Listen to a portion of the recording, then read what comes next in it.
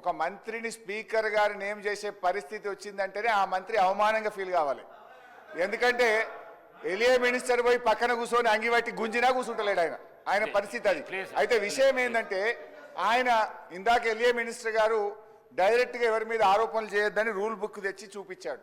ఇప్పుడు మంత్రి గారు లేచి కాళేశ్వరం కమిషను హరీష్ రావు అని చెప్పి మరి నా మీద ఆరోపణలు చేసిండు కదా. శుద్ధులు నాకే చెప్పడం కాదు, శుద్ధులు అందరికీ చెప్పడం కూడా శ్రీధర్ బాబు గారు నేర్చుకోవాలి. ఇప్పుడు ఆ విషయం కూడా మంత్రి గారు నా మీద చేసిన ఆరోపణల మీద చర్చ పెట్టండి, ఆన్సర్ ఇస్తా. మరి ఆయన వెంకటరెడ్డి గారి కమిషన్ లిస్టు చదవమంటే నేను చదువుతా. కాకపోతే నాకు విజ్ఞత ఉంది, నోటీస్ ఇచ్చి చదువుతా. శ్రీధర్ బాబు గారు మా గురించే లేచి చెప్పడం కాదు, మీ మంత్రులు మీ సభ్యులు తప్పు చేసినప్పుడు కూడా మీరు లేచి చెప్పడం మీ బాధ్యత. స్పీకర్ సార్, నాది ఒక్కటే రిక్వెస్ట్ మీది, దయచేసి మీరు ఇక్కడ రూలింగ్ ఇస్తేనే సభ రికార్డు నుంచి తొలగిస్తున్నామంటే అది టీవీలో పేపర్లలో టెలికాస్ట్ కాదు, అదర్వైజ్ ఇబ్బంది అవుతుంది. ఇంకొక చిన్న సబ్మిషన్ సార్, మనం నార్మల్గా రోడ్ల మీద ఇప్పుడు అసెంబ్లీలో కూడా బయట అవసరం కనబడతా ఉంది.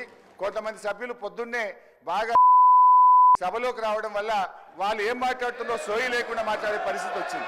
విపక్ష నాయకుడు మాట్లాడేవాళ్ళని ఈ పిల్లలతో ఏం మాట్లాడతాను సార్?